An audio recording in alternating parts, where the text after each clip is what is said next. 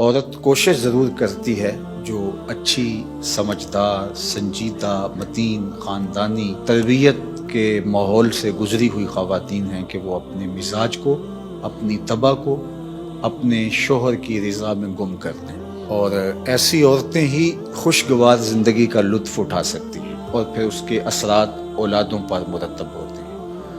اور مرد کے حقوق کو بیان کرنے کے لیے اللہ کے محبوب علیہ السلام نے جو تمثیل بیان فرمائی ہے اور جو پیرایہ گفتگو حضور نے اختیار فرمایا ہے، اس سے بہتر ہو ہی نہیں سکتا۔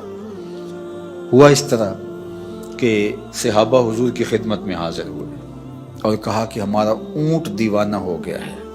فرمایا چلو میں تمہارے ساتھ چلتا ہوں۔ صحابہ کہتے ہیں ہم ڈرے، کیونکہ اونٹ جب دیوانہ ہو جائے تو پھر اس کو سنبھالنا آسان نہیں ہوتا اور وہ سخت عملہ آور ہوتا ہے۔ تو خیر حضور تشریف لے گئے، ہم بھی حضور کے ساتھ تھے۔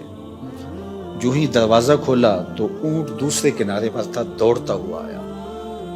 تو حضور کی زندگی کتنی قیمتی ہے، تو صحابہ کے سینوں میں دل تھر تھر کانپنے لگے، لرزہ بر اندام تھے کہ ایک جانور ہے، نقصان نہ پہنچا دے۔ تو کہتے ہیں وہ جب قریب آیا تو حضور کے قدموں میں سر رکھ دیا،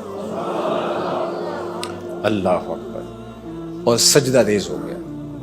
تو جب اونٹ نے حضور کے قدموں میں سجدہ ریزیاں کی تو صحابہ جو پہلے ڈر رہے تھے، اب ان کی کیفیت عقیدت اور بڑھ گئی کہ جانور ہو کے حضور سے اتنا پیار کرتا ہے، ہم تو سینے میں دل رکھتے۔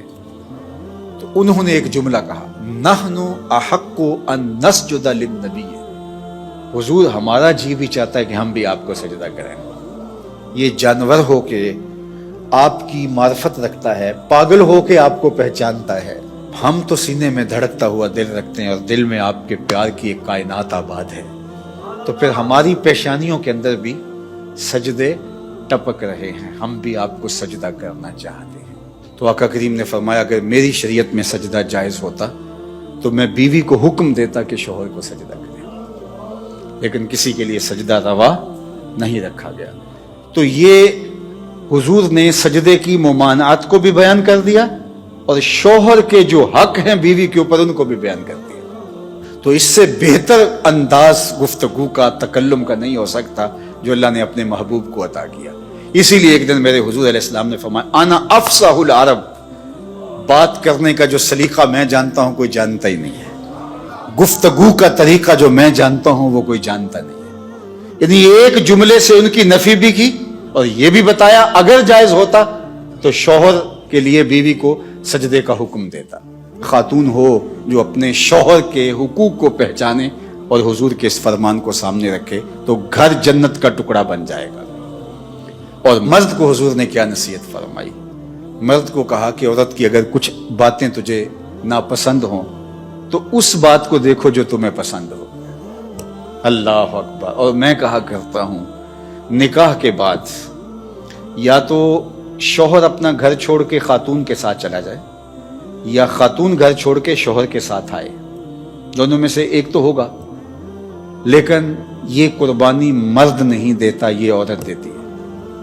اور گھر سے جو تعلق خاطر ہوتا ہے، قلبی لگاؤ ہوتا ہے، گھر کی چیزوں سے جو موانست ہوتی ہے، جو انسیت ہوتی ہے، جو لگاؤ ہوتا ہے، وہ مرد کی نسبت عورت کو کہیں زیادہ ہوتا ہے۔ گھر اس کے لیے ایک عقیدت گاہ ہوتا ہے، لیکن اس بسے ہوئے گھر کو، آسودہ گھر کو کون چھوڑتی ہے؟ خاتون۔ کس کے لیے چھوڑتی ہے؟ شوہر کے لیے۔ مرد صرف یہ ذہن میں بٹھا لے کہ میرے لیے اس نے جہان چھوڑ دیا تو اس کی بہت ساری غلطیوں سے وہ درگزر کرے گا۔